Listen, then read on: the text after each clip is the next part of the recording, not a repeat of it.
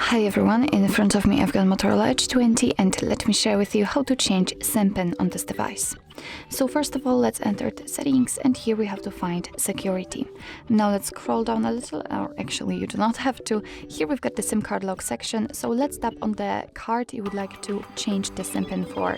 And here we've got the proper option, so let's tap on it.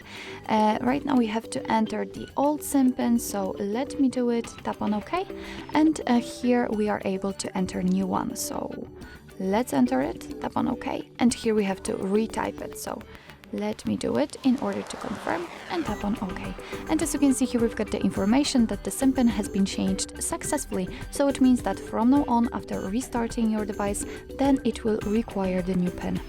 So actually, this is it. This is how to change SIM pin in your Motorola Edge 20. Thank you so much for watching. I hope that this video was helpful, and if it was, please hit the subscribe button and leave the thumbs up.